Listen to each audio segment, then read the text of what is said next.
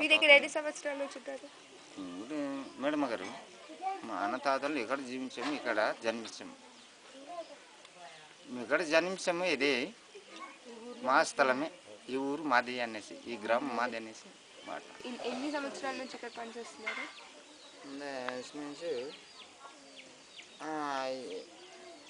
10 సంవత్సరాలు అవుతుంది. 10 సంవత్సరాలు. మీ తాతలు కూడా ఇక్కడ నుంచేనా? ఇక్కడేనా? మీ ఇల్లు ఎక్కడ?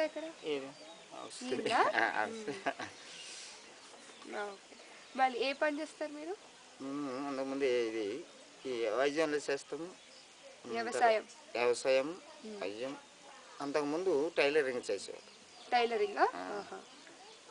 ఓకే. డాక్టర్గా ఎప్పటి నుంచి చేస్తున్నారు? డాక్టర్ లాగా 8 సంవత్సరాలు పోగొస్తున్నాం. మీ నాన్న నేర్పించారా?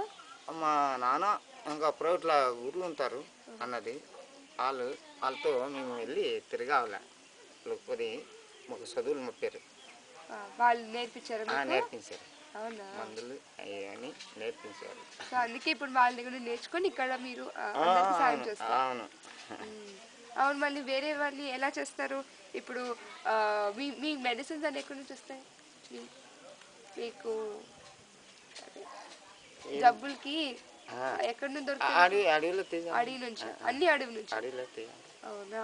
మళ్ళీ ఎప్పుడు ఎలాంటివి వస్తుంటాయి జబ్బులు? ఎలాంటివి వస్తాయి జబ్బులు? గుండె నొప్పి కానీ, అంటే సలుపులు, దగ్గు, తలపాతలు ఇటువంటి వస్తుంటాయి. మళ్ళీ మీరు తలపాతకి ఇస్తారు? మందు ఉంది మేడం. ఎలాంటి మందు ఉంటుంది? అది ఇక్కడ మరి అడవికి వెళ్ళాలి. మీకు ఎవరికైనా ఇప్పుడు ఏదైనా ఉంటే మీరు అడవికి వెళ్ళి తెస్తారా? చెప్తాం. అప్పటికప్పుడు అవి అంటే పశువుకి తీయాలి. పచ్చి మందులు తీసుకొచ్చి కారు పెడతాము.